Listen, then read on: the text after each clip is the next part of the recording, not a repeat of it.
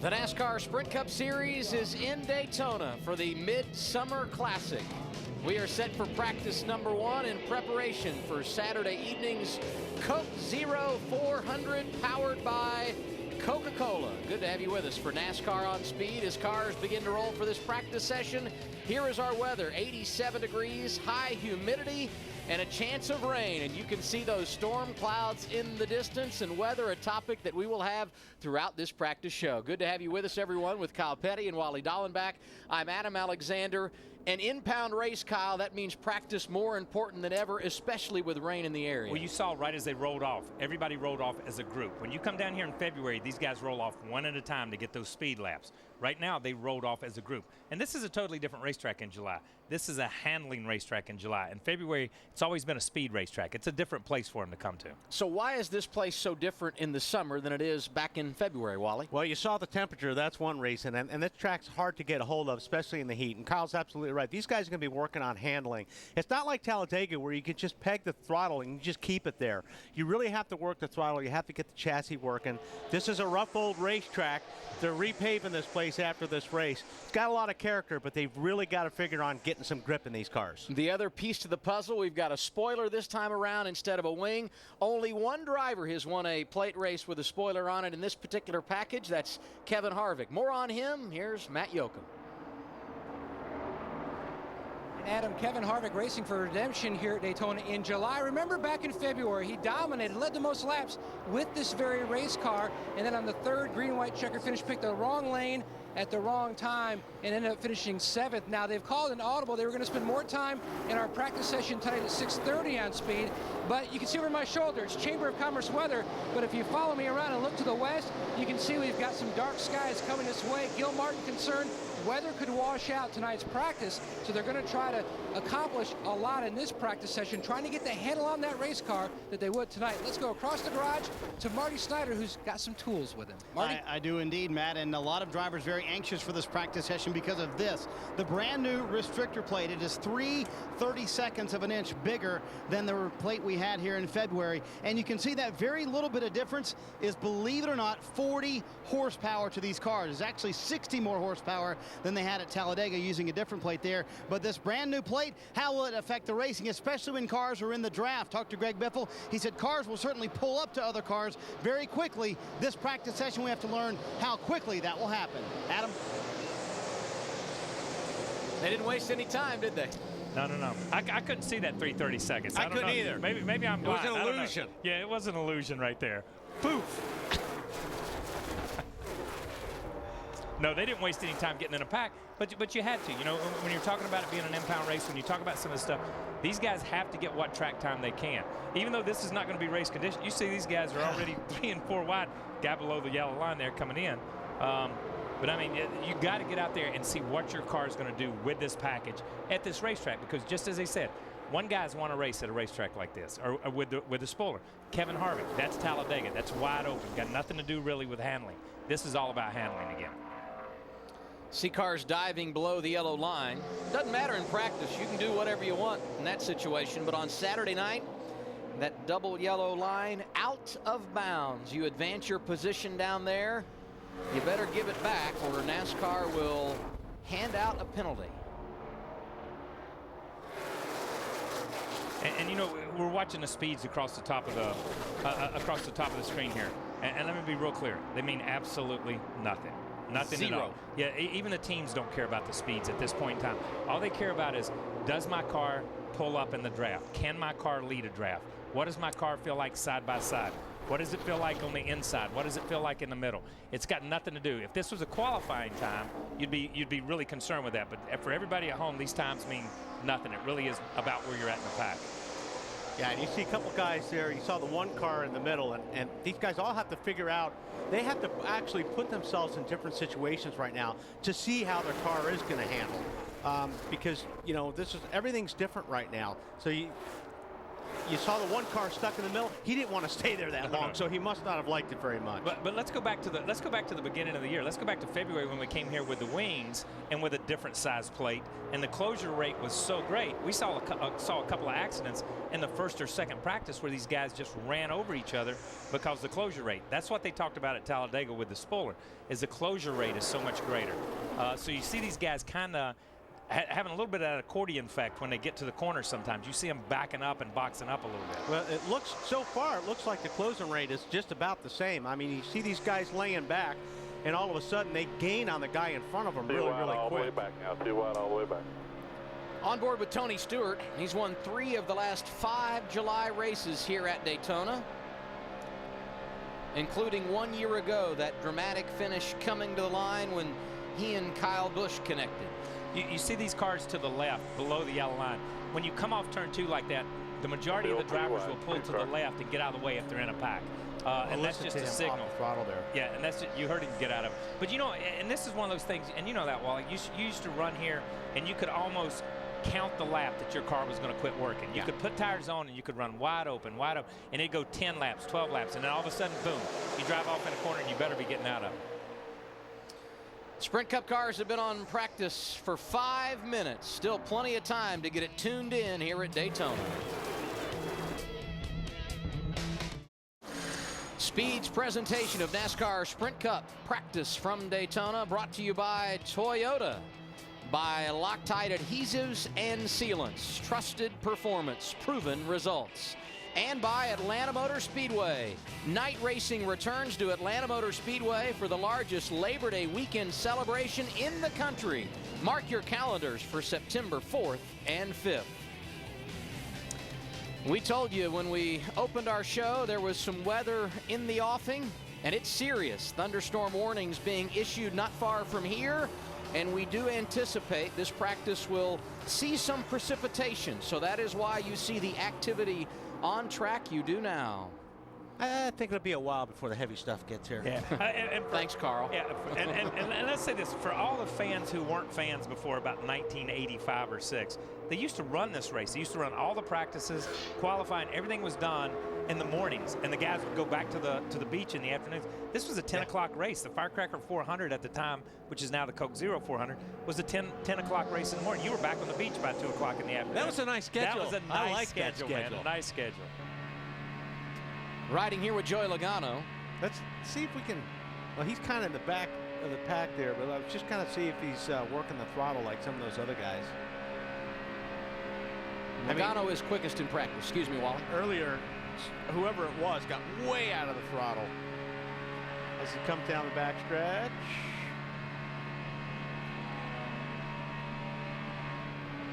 That's Greg Biffle passing to the inside of Joey Logano. Now something on Mark Martin. Let's go to Marty Snyder. Yeah, Adam Wally was talking about how rough this racetrack is, and indeed it is a little too rough for Mark Martin. He went out, and they were bottoming out so bad on the splitter, he only ran a couple of laps. They were working on the splitter a moment ago, but what Alan Gustafson said is we tried to go with a setup that would give you a little more downforce in this race, but it's making it go almost too low to the ground. So now they're going to kind of go back towards their February setup, which they think will be a little more comfortable for Mark, but may not be the fastest thing out there. So it's always a balance, isn't it, guys? You want it to be comfortable for the driver out there, but especially with the Sioux splitter, you can't be bottoming out on the racetrack either. It's got to be comfortable, and you know that's obviously not good for the splitter. It's not good for the track either. No. We don't want to see these cars banging off this racetrack because we saw what happened in February with the big pothole. But just looking at practice, Kyle, I'm just picking some cars out of the pack. To me, these guys look like they have their hands full. They have their hands full. You saw the 48 car go in on the bumper of the 1 car, drift up the racetrack, and the 42 right behind him could almost turn left on him. And it is. You see the splitters bouncing around. You see these cars bouncing around a little bit. But at the same time, these guys are hanging on. I don't know what setups they have on these things, but it appears to be fairly stiff.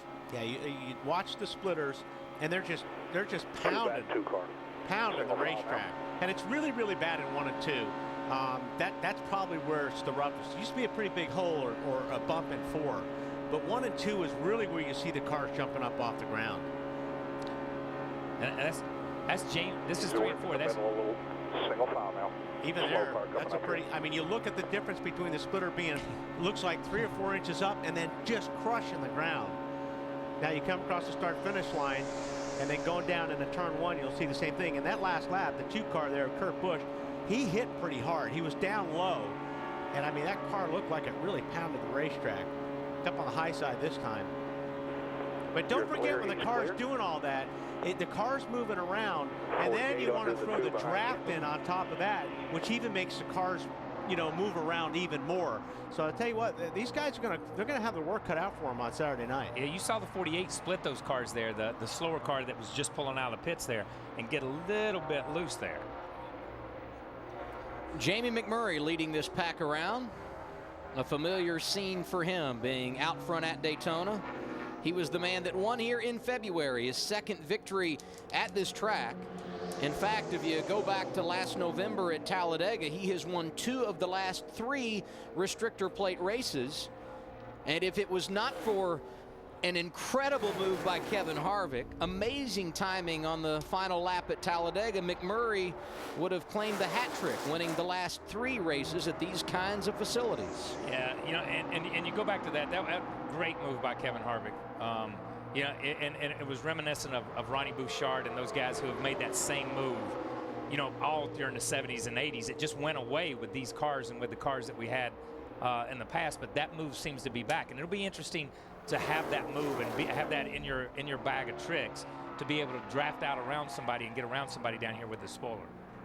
Can you practice the timing and simulate a final lap here to kind of set yourself up so if you're in position on Saturday night, you know what you're up against trying to win this thing? I think you can practice it, but there's so many other things that come into play, like who's behind you and who you're racing with and racing around, what kind of run you have. You know, you can practice it all day long, but it doesn't always work the way you practice it when it comes down to being the real deal. Yeah, you go out and you can run and you can draft up on somebody and pull out and you think, oh, my car's really good. And then you get down to that last lap and it's like, where'd my car go, man? I couldn't do anything because it's a totally different set of cars. You know, it's incredible. I mean, it's a lot different. You see Biffle here. I thought Biffle had one of the cars to win the Daytona 500 in the green-white checker. He just got shuffled out.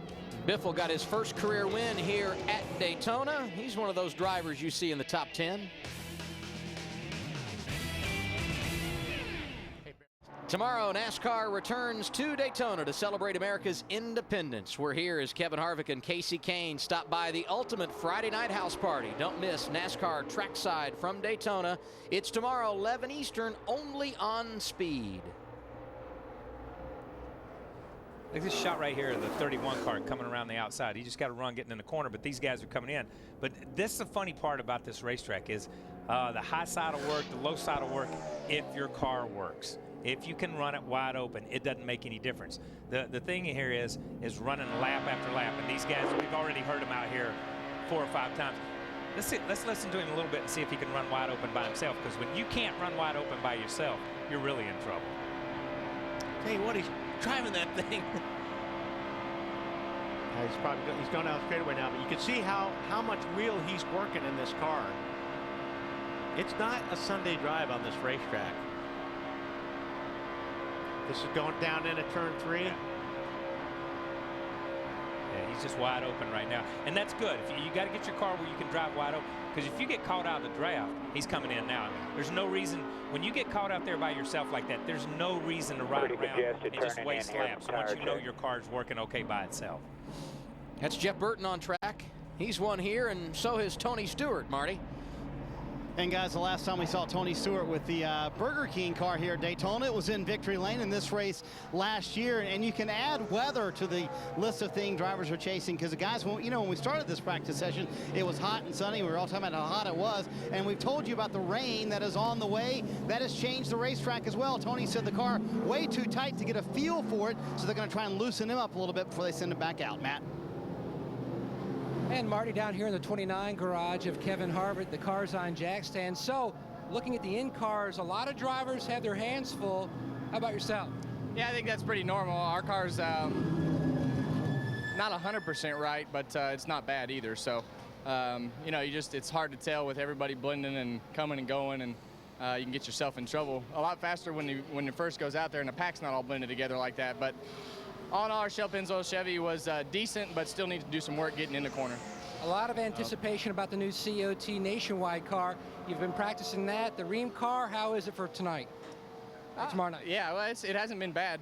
You know, it's driving pretty good, which is what we were shooting for. It's not the fastest car for a couple laps, but you know, you got to have them driving good, and as difficult as it is to get a hold of the racetrack. And by the way, behind me, while Harvick's team is working on his car, Eric Almirola is going to be getting in the 48 machine of Jimmy Johnson shortly. Remember, Johnson on baby watch here in the 48 garage.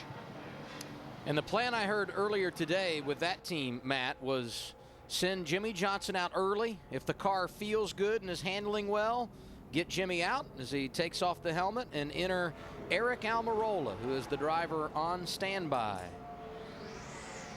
Perhaps we'll see Eric in action when we return.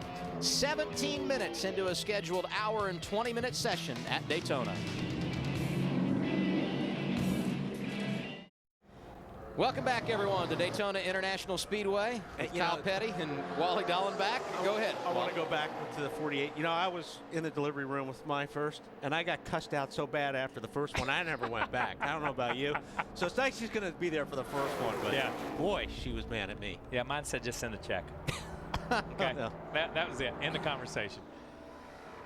And here moments ago, Johnson getting out of the car and Almirola getting in. It does help that these two are similar in size when you talk about fitting a seat and making this transition, does it not? Well, yeah, because you can't move the steering wheel. There's no driver comfort there as far as, you know, like in road racing and stuff, when you had driver changes, you had seat inserts. There was a lot of things you could do.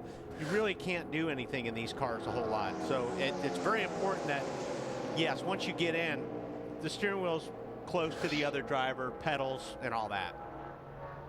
More with Marty Snyder.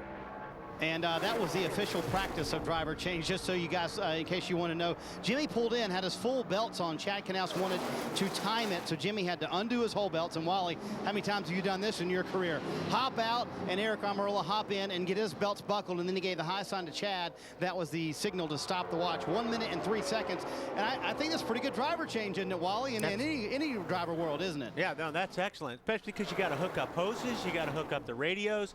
You know, there's a lot to it than just jumping in the seat. So that's a very good stop. They can do that under caution and not lose a lap. That's right. What the whole thing is. And even if it takes them, even in cup cars, if it takes them 2 times coming in to make sure Eric's in and Eric needs to be where he's at, it's not going to be a big deal because they're going to lose so many positions trying to change drivers no matter what under caution. Right here as well. If you see the 99. There is nothing worse. You saw as these guys drive off in turn 1, 2 wide, and then those cars coming out the pits, and you're running 190 right here, and those cars coming out the pits are running 85. You're clear. That 100-mile-an-hour difference, and you're in the middle, and you're saying, "Oh, please don't come down on me, man, and force me over into that inside." That is the worst thing coming out of here. That's one of the spookiest things. I'll tell you, it sounds like these cars. Now, like I said, there's a lot of throttle work, but the cars seem like you can really make some ground up. They're moving around a lot. You know, we're sitting here riding with Kyle, but it seems like if he wanted to go to the high side and make it 3 wide, he could do it anytime he wanted because he wasn't full throttle coming down the backstretch. And you saw him right there. He runs in, bumps the 77 a little bit, lets him go before he gets into the corner, and you heard him roll out of the gas right after he hit him. But you see how with these cars and with this plate being a little bit bigger, he can roll out, get back in it, and he really doesn't lose anything. Used to, that was the worst feeling in the world. 99 would go with the 43. To roll into the corner and have to drag that thing and slow it down, and then it took a lap to get caught back up. Yeah, because if you drug the brake, or like you said, if you got out of the throttle just a little bit, it was like you get passed by 7 or 8 cars. And I'm gonna say we're being rude and talking over all these spotters, but that's the spotters that are talking. You think practice is important for these drivers? Practice is important for these spotters too, because they get back into that cycle of what it's like to be inside, outside, 3 wide, coming out of the pits. There's going to be a car that far in front of him. You know, we haven't had that the last 2 or 3 races. The restrictor plate races are so unique and such different animals unto themselves that the spotters have to get back into that swing on how to call a race. And these races you have to drive defensively as much as you do offensively, because you've got to have a second pair of eyes out there, not only what's around you, but what's coming. Oh, six car six gets cars turned. around. And there he goes. And the 18. Oh, here's 11 right down in the middle of it. Hamlin able to get back down and avoid the action. David Reagan got turned around. Kyle Busch, wrong place at the wrong time. Coming to you. And the Just six going to car, mention, Busch has not had a good run lately. Struggled late last week in New Hampshire and problems at Sonoma 2 weeks ago. It's a wall, but we probably know got if the a six splitter got and loose all first, kinds but of he shit was- tore off of it.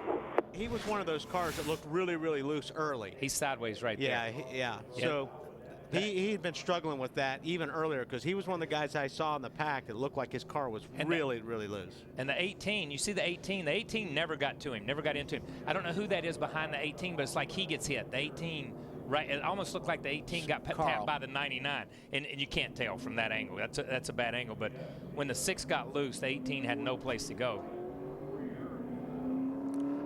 David Reagan has become quite a restrictor plate racer. Some of his best runs have been at Daytona and Talladega, and that car appears to be they're junked up pretty good.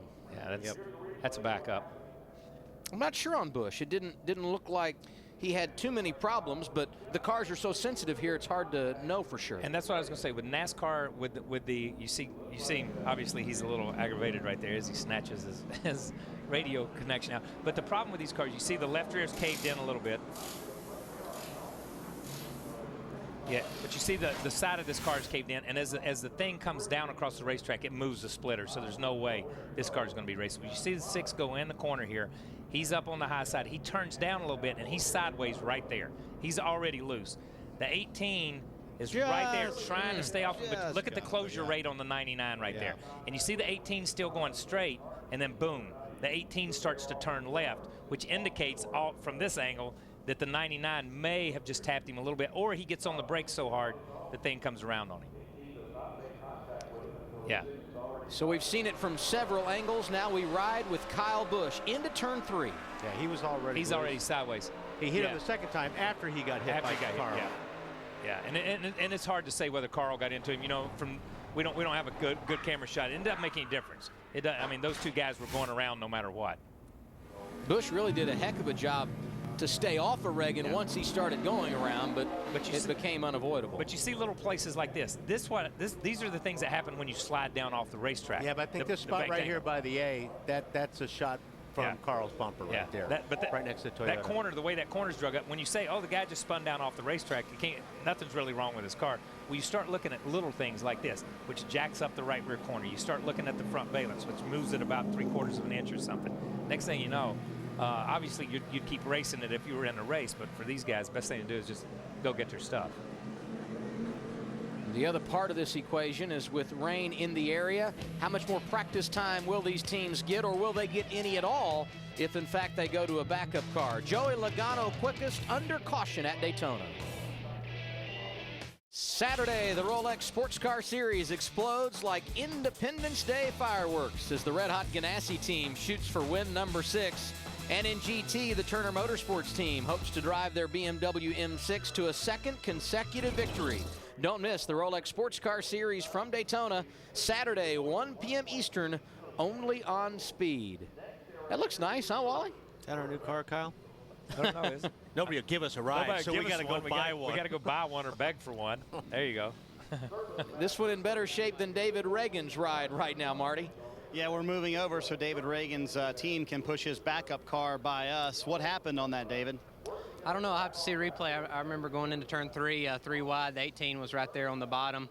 And looks like, you know, just ever so slightly touched us, maybe just a little bit. The cars are, you know, it's hot and slick. It's Daytona in July. And it's a shame for our UPS team. We always seem to run really well down here, and I hate it for our guys back home at the shop in Concord because they put a lot of effort into our Daytona, our Speedway program. But our backup car is the one we finished 6th with in Talladega. So it's a shame to get it out. That's no fun, but hopefully we can get a few more laps and we'll be all right. I saw you debriefing there. What did you learn in the couple laps in your car? Well, actually, our first run, we had a right front tire go down, and so we had to come in and put a new set of tires on it. So, you know, the track's hot and slick, and certainly grip is at a premium. So we just, I don't think we made any adjustment at all. We just put 4 new tires on and went back out. So our car will have some speed, but it's just a shame to tear one up this early. Thanks, man. Thank Matt? you. And over in the 18 garage, NASCAR just moments ago gave the team permission to push their primary off to the side and pull out their backup car, which just now came off the lift gate. And Dave Rogers and Wesley Sherrill, the crew chief and car chief, they've got a game plan of what they want to take off the old car and put on their new car before the 6:30 practice session tonight. So they do have some time to get this backup car ready for its race conditions. Yeah, you saw the damage on the left front fender. So there's more damage, and that's off from the banking. You know, once you come off the banking and you hit the apron, these cars are so low that when that splitter hit the apron, it just buckled everything. You see everything right here on the fender. Yeah, see, look how that left front fender is a lot just of work there. Yeah, it looks like somebody just took and beat it with a baseball bat. You know what I mean? But as you say, a lot of that is as it comes down off the bank. The whole car, the way these cars are built today, and the way one piece is connected to the next, it's not like it used to be. All this stuff is it's so connected that if you move the front, it moves the rear. That's not the way the cars used to be. The cars weren't that way, and you could get away with some of this stuff and slap another nose on. But you see, all his front braces are just sheared where the thing came down off the racetrack. Cleanup is complete for the incident over in turns 3 and 4 with Kyle Busch and David Reagan, and here we go again. This time it's going to be Michael Waltrip teammates Martin Truex Jr., David Rudiman taking the high line, and Ryan Newman, Regan Smith, Marcus Ambrose, the drivers down on the inside portion of the track.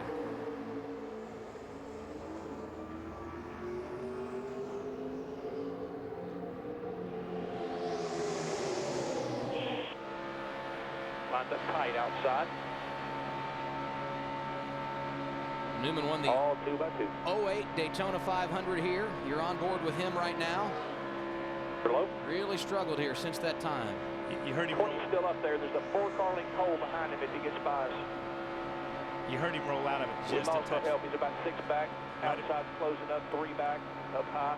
Right about the time they went 3 wide with Tony coming out of the pits right there. Wow. Pretty good shot there, Logano. Yeah. Gabe Rudiman. And you got to make sure you do that early enough to where you can get a guy off the guy's bumper. If you do that going into the corner, you're going to turn a guy sideways. So it's okay to hammer somebody. You got to make sure they've got enough room to save the car before they have to turn the wheel.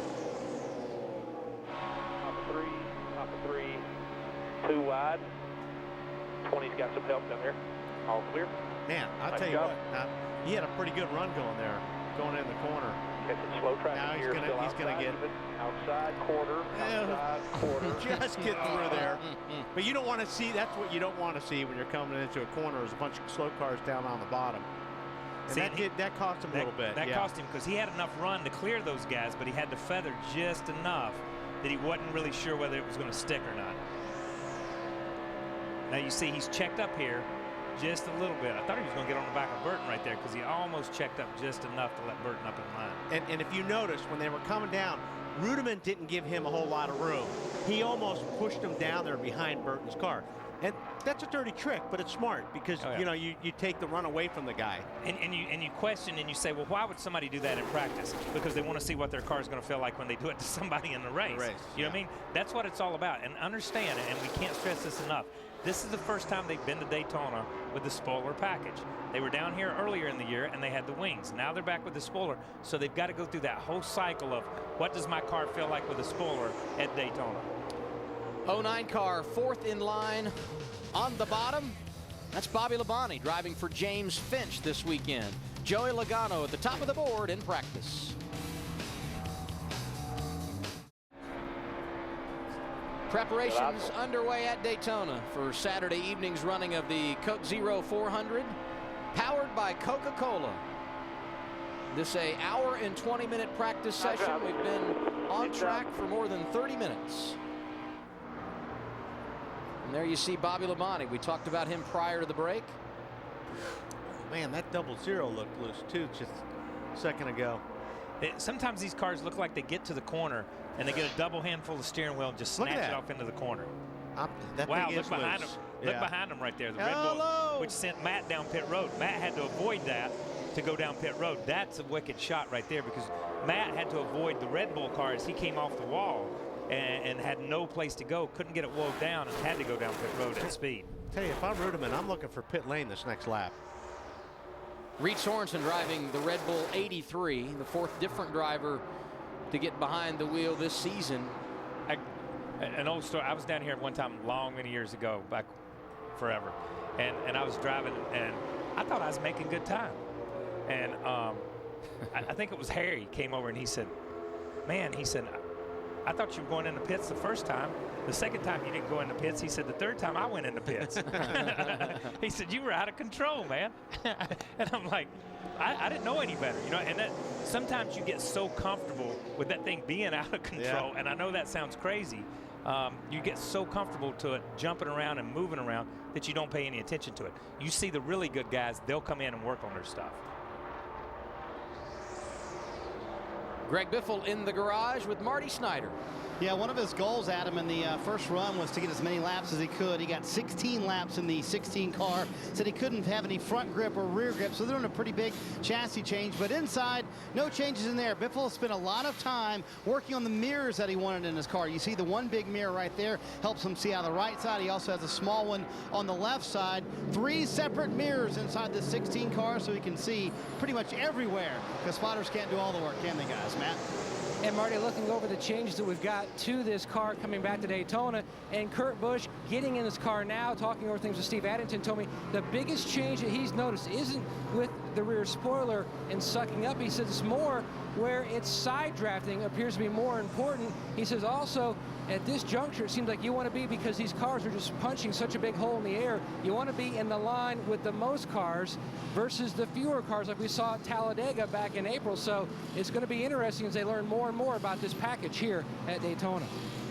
The only one that has more mirrors in his home is Marty Snyder. That's true.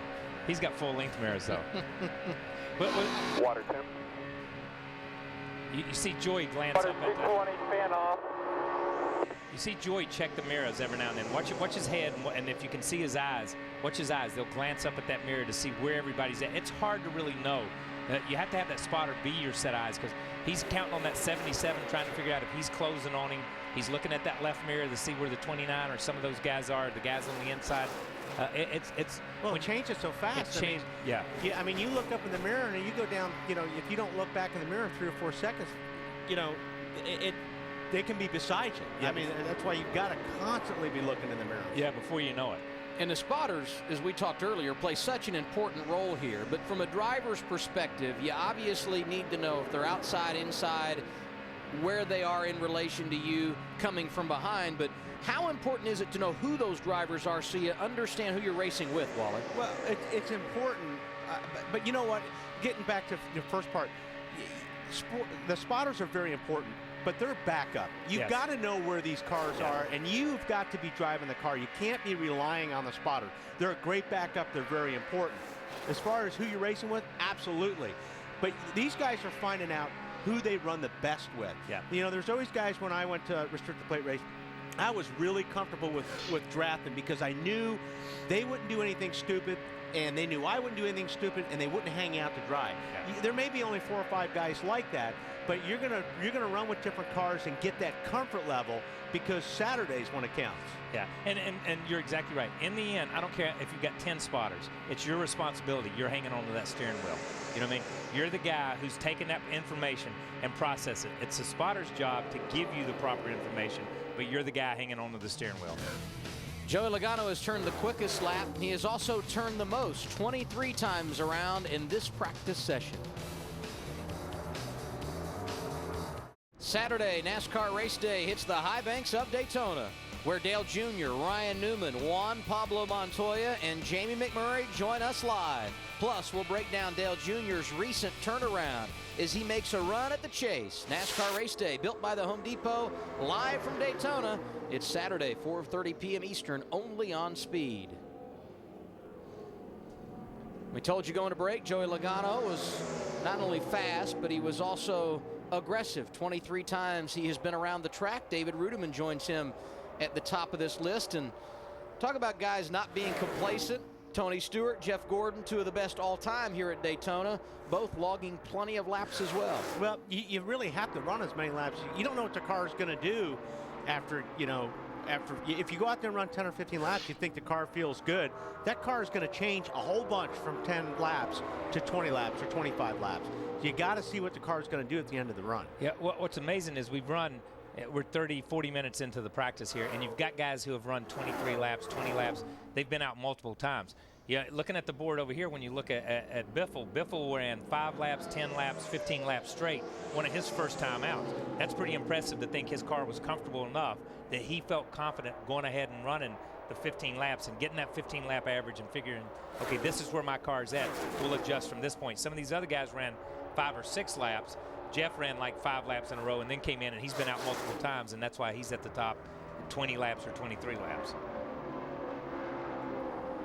Another important element here at Daytona is getting a good reading on fuel mileage, because we tend to talk about the draft and the excitement and the speed and so many things here, but the bottom line is this race has come down to that on multiple occasions. And what's changed here since the 500? Spoiler to wing, or from wing to spoiler, and plate size. So you can take everything you learned down here in Daytona about the aero package and the fuel, and this car, the spoiler, these guys tell you all the time, it's got more drag. It's got a lot more drag, which is going to hurt your fuel mileage.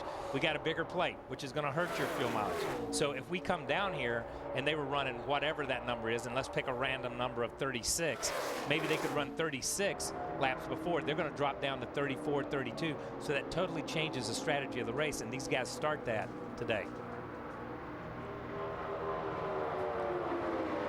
You look at where these guys are in relation to speed, and in the draft, top speeds, low 187 mile per hour range.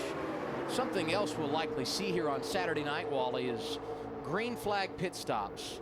It's hard to go from 187 to 55 miles per hour. Do you practice as a driver getting in that rhythm in the event we do see some green flag pit stops here?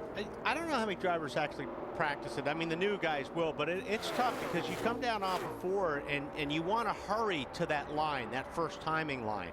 These cars don't stop very well, and a lot of problems you'll have is getting in there and smoking a tire or just coming in too hot. Now, if you're changing all 4 tires, that's no big deal. But if you're going to change 2 tires, especially the right sides only, if you lock that right front up getting into the pit lane, then you've got to go to 4, and that completely changes your strategy and the team strategy. See Kurt Busch leading this pack. Interesting combination here on Saturday night. He and his crew chief, Steve Addington. Addington had a lot of success with his younger brother, Kyle. Now those two paired together trying to get the Blue Deuce to victory lane here on Saturday evening. Speed's coverage of NASCAR Sprint Cup practice from Daytona brought to you by Camping World. Camping World's destination recreation sweepstakes is back and better than ever. Camping World offering more prizes and more chances to win. Visit campingworld.com and enter today. By Loctite, adhesives and sealants, trusted performance, proven results. And by Sprint, the Now Network. 43 minutes into practice. We are halfway home into this session. We send it down to Marty Snyder. Yeah, Adam, Denny Hamlin just came in a few moments ago, likes the changes that Mike Ford has just made on the race car, said it has much better grip, but he said in traffic, he said, quote, the steering wheel feels lighter, and he just can't make the progress in traffic that he wants to. I wonder if you guys can explain a little bit about the steering wheel feeling a little bit lighter for Denny, like he doesn't have as much grip when he's in traffic as he would like, but certainly if you guys are going to get to the front, you're going to have to work traffic at some point in this race, aren't you, Kyle and Wally? First, I like the tires. Those are pretty cool. Let's support your troops on the tire. That is excellent idea. And yes, Marty, obviously he's tight or he's pushing. Usually when the steering wheel gets light, you can't feel the front end. It's not gripping into the racetrack. Big problem. Yeah, you've got to get some feel in a steering wheel, especially when you're in the draft, because there'll be times, even when your car is handling well, you'll get into a draft situation where cars are just placed at different places in the corners, and all of a sudden you'll lose the steering wheel. For some reason, you get no grip whatsoever. Here's a great shot right here of Jamie McMurray. But yeah, some guys like a light feel.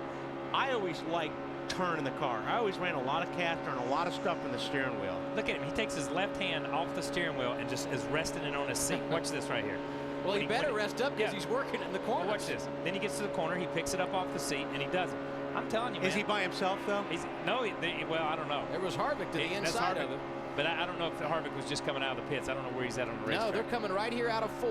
Look at him, and he drops it back down. Here he is running in a draft, and he's got. Well, he reached up and grabbed the steering wheel. He turned left on somebody. That's all right. But I mean, that's pretty amazing that there he is. He drops it right back down when he gets to the corner for whatever reason. That is weird. That'll I've be never interesting. seen like that. We need to send somebody over there to ask him. Hey, so what's up, man? You know what? I know he was fishing with Kevin Van Dam this week. He could have been pulling in some big bass. That Maybe could his be. left arm is a little tired. A little sore.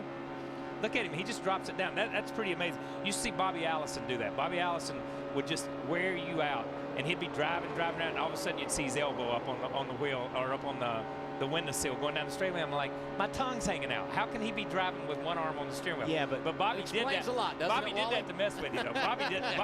Bobby would do it to mess with you. He would do stuff like that and just brace himself or do stuff to make you think that he was just taking it easy. Good shot of Kevin. Yeah. Yeah, but how many times have you been sideways at Atlanta? That just somebody got you sideways, and you still take your hand and stick it out the window and shake it at somebody. I've done Yeah, that. that's a communication factor. Right? Oh, Yeah, look but at right that. when you're he's not going to put his left hand down. Yeah, you could. Kevin rolled out of that thing, turned left, turned right, turned left, turned right, and then said, "Okay, I've had enough out of this one. I'm coming back in."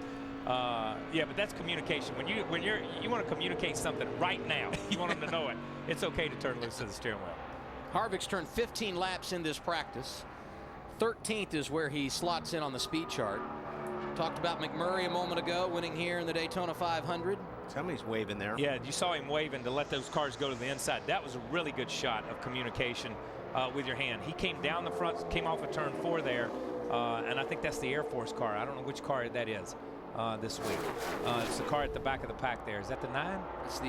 It looked like the 09 of Bobby Labonte, I believe.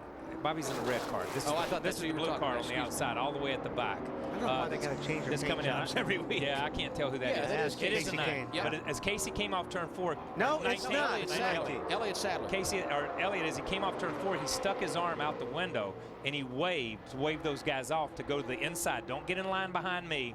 I'm going to come in this time. And basically, he just wanted that clear track to give those guys room. And Elliott just got on track. For a good portion of this practice, he and Michael McDowell had not been out.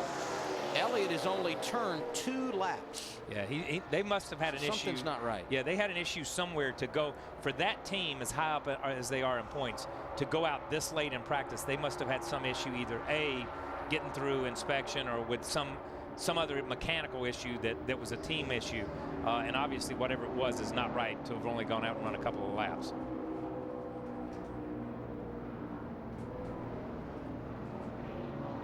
Regan Smith in that 78 car has never had a top 10 finish in his career.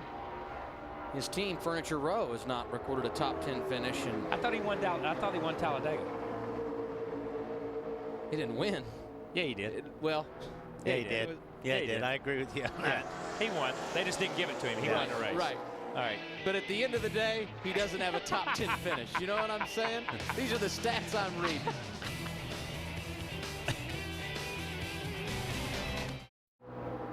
Back at Daytona.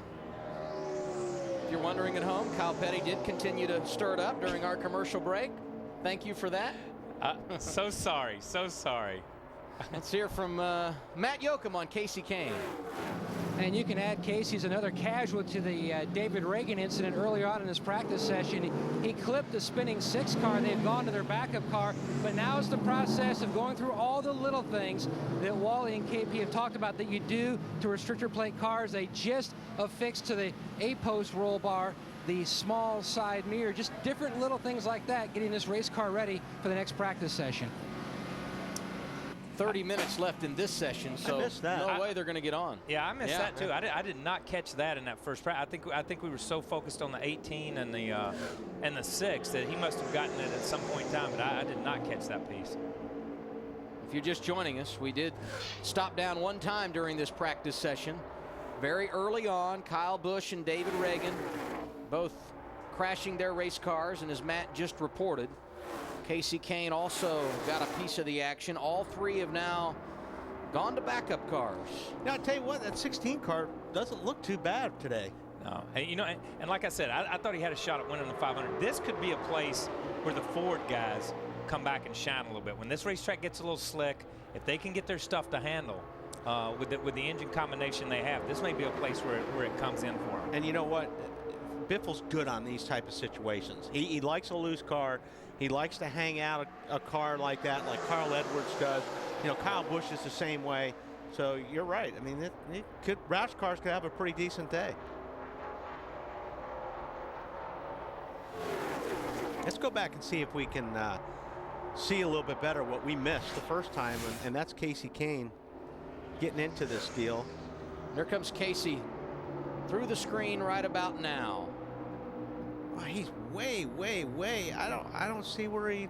Here, It must have been. He must have come right off the back up the racetrack. Yeah, 6 came back up. Yeah, we didn't see that. We were focused on and apologize to everybody out there because I did not see that at all. I was so focused on the 11 trying to dodge the 18 and those guys. We did not see Casey get a piece of it. Denny Hamlin did a great job of tiptoeing through that accident and not getting involved. Casey Kane, not so lucky.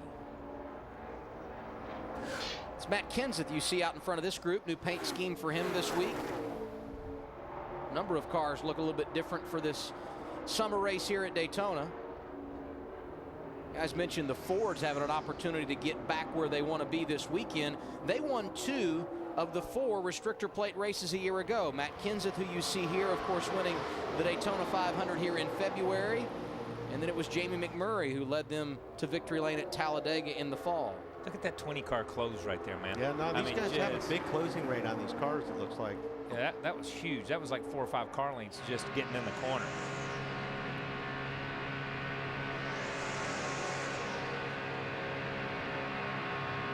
You see, he backed out over there in turn 3 or 4, you know, for the 17, and he just lost 3 spots just by backing out that little bit.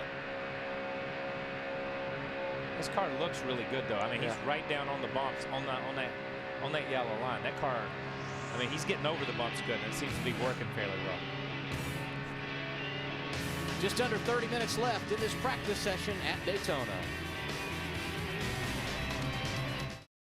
Tonight on Speed, who will follow in the footsteps of Petty, Johnson, Earnhardt, France Sr., and France Jr.?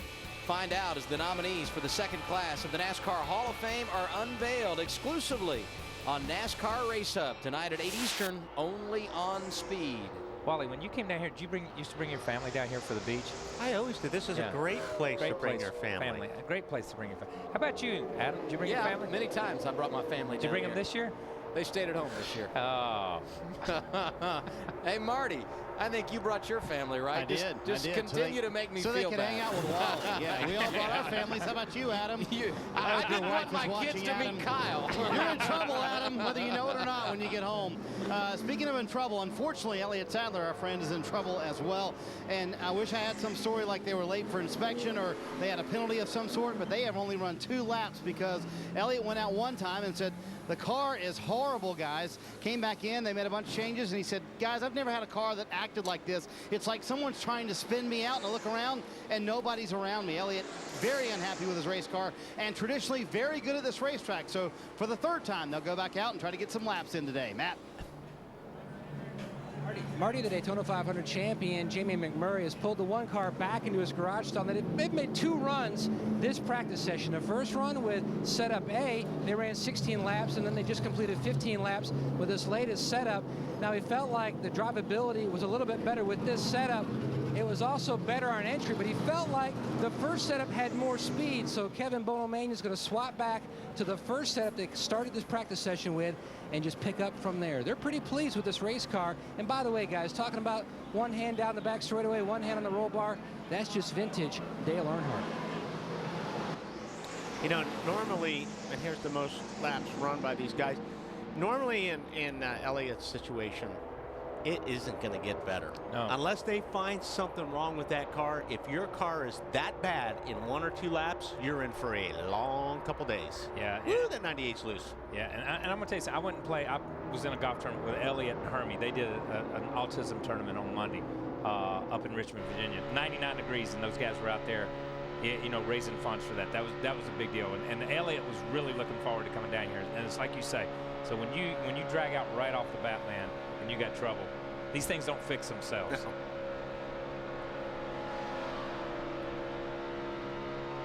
On board here with Tony Stewart.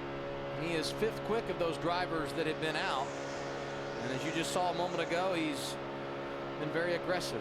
As he crossed the start-finish line last time, 31 laps he has turned in this session. You know, the problem is you got Elliott out there.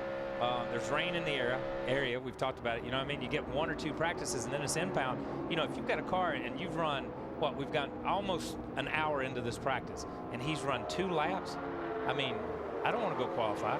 No. I don't know what that thing's going to do when I sailor off in the corner by myself. Worse than that, you only get a couple laps to qualify, so then you got to line it up and go race. Which is just terrible, man. That's when you take your family to the beach instead. Yeah, that's exactly right. I bet Elliott has his family down there. Everybody does. Yeah, it's the beach. I'll bet you $100 mine will be here next year after this conversation. Thanks, though. And if you have any extra frequent flyer miles, let me know. Okay? Anytime. You watch Denny Hamlin here. You know, we've talked about Denny the last couple of weeks. He wins everything coming and going for 4 or 5 weeks. He goes to Sonoma or Infineon and gets in an accident. And you know, but last week those guys really struggled hard, and we had him on pre-race on TNT, and he really wasn't sure because he said we just put Kyle's stuff in here. We're really not sure where we're at. And they didn't get a good run last week. So this is a place these guys do need to rebound. You see the 19 car all the way up at the wall. Look at that thing move around. I mean, it looks bad. Isn't it amazing, though, how quickly it can change? We were 5 weeks ago, Pocono, Michigan, back-to-back. You couldn't touch Denny Hamlin. They were out to lunch at Sonoma, struggled all day. All 3 of the Joe Gibbs cars did. And then you go to New Hampshire last week and you pointed out they were having a hard time again. Yeah, but let's go back 5 or 6 weeks. You couldn't touch Denny Hamlin, and we had already written off the 48 car of Jimmy Johnson. That's the other part of the equation. And now Jimmy Johnson is back, and we're writing off the 11 car. Yeah. It doesn't work that way. These guys they have a couple of bad races. You can't expect these guys to perform at that level 36 times a year. I mean, they're going to have bad races sometimes. It does give us something to talk about. In our case, Kyle, you and I can argue about it, right? Just under 20 minutes left in this practice. July 11th, the NASCAR Camping World Truck Series invades the Hawkeye State, and we're there for all the 3-wide, door-to-door, full-throttle excitement. Don't miss the NASCAR Camping World Truck Series live from Iowa, July 11th at 1:30 p.m. Eastern, only on Speed. Are you doing that race? I'm not going to be there. Why I don't not? think. Because it's your What are you, birthday? my travel agent? Is it your birthday or something? Actually, it is. Well, I hate it when the truck feeds you guys material that they don't feed me. Oh, no, you know? we knew that about you. Yeah, we knew that. Because you love me so much, right? My alarm on my Sprint phone just went off and said Adam's birthday, Yeah, 11. I bet it did. I bet it did. Is your family going to be with you for your birthday? Yeah, they are, actually.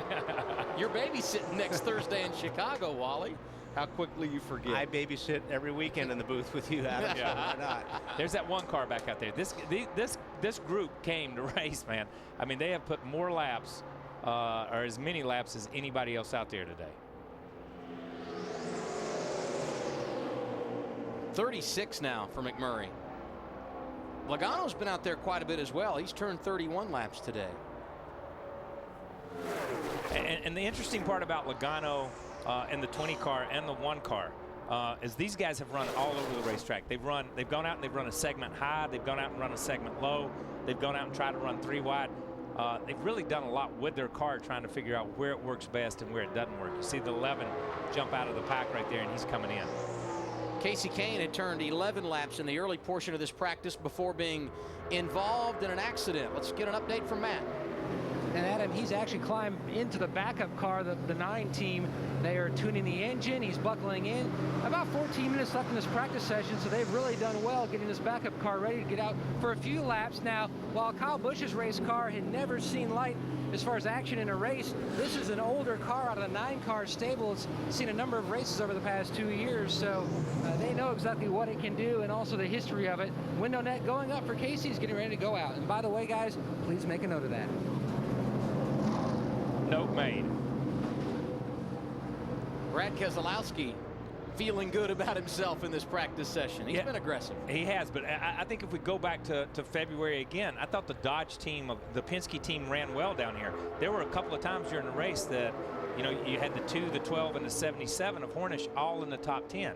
And really, Hornish dropped to the back a couple of times and drove back to the front. So they've got a good restrictor plate and got a good program. Again, this is the first time with them for the spoiler, so it's going to be interesting to see how they adjust to that. Well, Kurt Busch, the lead car of that 3-car operation, has been very good in restrictor plate racing. He's not won, but he's been very successful, including 3 runner-up finishes here. And watching that group right there, something interesting. They drove off into the corners like they were bump drafting. As soon as they got into the corner, they all separated and went their own separate ways. You see how much gap they give each other in the corner because they go to different places. The 78 goes high. That 16 car works pretty good to be in the middle of the racetrack and cut back down to the bottom, but they give themselves plenty of room when they get there. We mentioned Kurt Busch, always good here. How does he feel about the progress in this session, Marty? Well, this is his last lap out there. They wanted to make a 15-lap run. They will call it quits for this practice session in all likelihood. They've really been all over the map, but Kurt very happy with the car right now. He said it's turning much better, but he's almost worried it may be turning a little too well. He said, I think if longer we run on this, the looser this car would get. So this will be his final lap of the session, but you guys know it's a balance there, isn't it? You want it loose enough to turn, but not too loose so at the end of the run it's way too loose for your car. Yeah, especially a place like this. Now, you see what Kurt's done. This is his last lap, but he's hung on the outside. You saw his hand out the window trying to motion to get down, and that's a bad place to be. A lot of guys, when they get to their last lap, they'll run that last lap on the bottom of 1 and 2 so they can get out of the way. Kurt just got hung on the outside. Good workout for this team in the opening practice. 41 laps for driver number 2. And now Steve Addington and the guys will get together and visit about what they learned.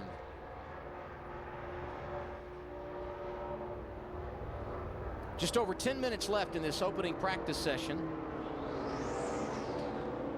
And in just over an hour, cars will be back out at 6:30 Eastern time. You can see final practice from Daytona right here on Speed.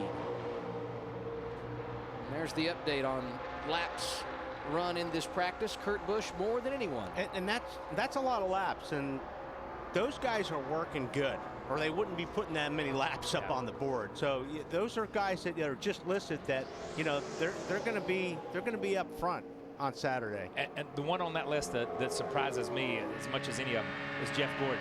You never see Jeff go out and run lap after lap after lap after lap. So his car, as you say, Wally, must be working fairly well, and they're confident in where they're at.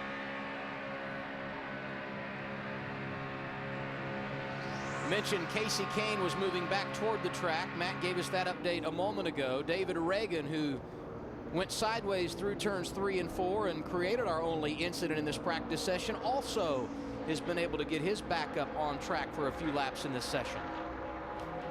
Joey Logano being shown as the quickest in practice number 1. We're back to Daytona in a moment.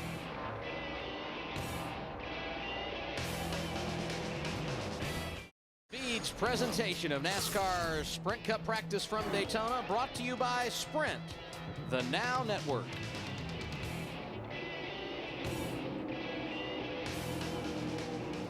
Looking for the latest stats and results from the track? Stay informed and make your best fantasy picks using Speed's comprehensive NASCAR stats for the latest practice and qualifying reports, race results, and driver standings. Get more at the NASCAR section of speed.com. Got one car still out there wearing it out, and the 20. And the 20. Yeah. Still at the front of the pack, still racing. And you know, that's the funny thing about this type of practice. You get a pack that goes out and runs, and the players keep coming and going. And guys will go in and work on their cars, and then you go back out and you jump back in. It's just one main pack that runs the whole time. And that's why these guys have just been in this pack. I mean, it seems like since they started practice, 20 cars finally in right here. Let's hear from Carl Edwards, Marty. And we'll talk to Carl as he signs autographs. One of the great things about the Daytona garage area, this is glass, and that's the fan zone area where fans can come in. And Carl's signing autographs. You signed, what, a couple hundred so far, you think? Yeah, no, not a couple hundred. A lot, though. 20 or so. Look at this. This guy's got a really neat little Scott's die cast here. It's cool you get to see all the different merchandise that's out there. You know, we don't get to see all the stuff, but people come with all sorts of neat things and pictures. And I met a lot of these people before, and I just stole this man's pen right here. You better give it back. He's like, "What are you doing, man?" Our Subway Fusion's just real loose right now. We've been working really hard to get it, you know, to come off of the corner with the throttle down. But I mean, I don't know what it looks like on TV, but from where I'm sitting, it's pretty wild out there. Well, it looks rough out there is what it looks like on TV. Yeah, okay, well good, because it is. And we're just doing the best we can to get this thing to, you know, you want to leave the throttle down and get that run off of the corner, but then all of a sudden the car just turns sideways and you're like, better lift, you know. And I think it's going to be an amazing race. So you have noticed a difference with the new plate then? Yes, if that's what it is, then yes, I've noticed a difference. It's pretty cool of them to open it up and put a little bit more control back into the driver's hands. And I mean, when you go down in the corner here and you have to lift and bounce over those bumps and slide, I mean, that's racing. So it's going to be pretty wild. Real quick, how close was that with you and the 18 and the 6 there early on in practice? I don't think it could be any closer. I was pushing 18. And so you were pushing him? Yeah, I didn't know he had the 6 turn sideways. My spotter Jason said. He said, whoa, whoa, whoa, and I thought he just meant that the 18 was slowing down a little bit, but it happened too quick. And so Jason was quicker than me, and I thought, oh, he'll get back on the throttle, and he never did. Once I saw the 6 all turn sideways, I thought that's why he wasn't on the throttle. So it was all of us. There you go. Sounds like the new plate's fun. If you guys want, we can probably get you a ride for the weekend, Kyle and Wally. We can get Kyle and Wally back in the car this weekend. Driver's race, right? Either one of you are welcome to drive this a little bit next practice. That'd be fun. Whenever you want. And I'll tell you what, Elliott Sadler would let you drive his car as well if you guys want to. Carl mentioned the 18 of Kyle Busch involved in that early accident. He too has returned to the racetrack and will get a little bit of practice time here, Matt. And guys, Juan Pablo Montoya, he's going to run out this practice session until we see the red and black flags designated the end of practice. The car on this setup is a little bouncy, and it's also bottoming out the splitter. The other big adjustment, though, that he wants to make between sessions, he wants to go back to this mirror. This is the mirror that he normally runs on that roll bar near the A post. They've swapped to a different one because when they were here in February, he wanted one that was out a little bit more to get a better vision. But he says it just is not the right angle for him, so they're going to go back to this mirror in the next session. Carbon fiber mirror. Yeah, that's Very not nice. that's not expensive. No, it's not expensive at all.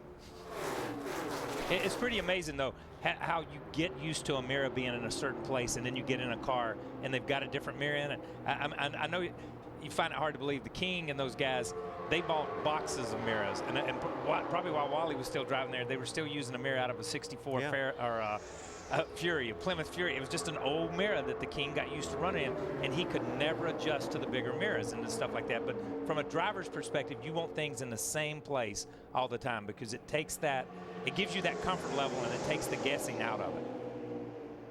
Talked a lot early in our show here this evening about the difference in the way this track handles from February to July. How different is it running 500 miles versus 400 as we get set to wrap up this session? I always thought the 400-mile race went a lot faster than the 500-mile race. The 500-mile race, you ride for a long time. It just never seemed like you just rode a long time in the 400. You were always going. Ooh. And that 14 turns left and then right there. But you're right. The 400 to me always remind me of the qualifying races at Daytona. They drop the green flag, you pit once, you pit twice, boom, race is over with. You know what I mean? And it's just different. But I mean, this was a fairly uneventful from our side of the ropes here, our side of the wall. It's a fairly uneventful practice. Yeah, we had a couple of accidents and some stuff happen.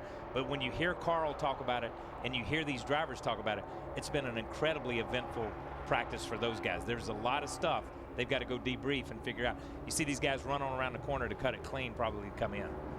The red and black flags have been displayed at Daytona. Practice number 1 is complete. Wow. The spacious flag stand at Daytona International Speedway.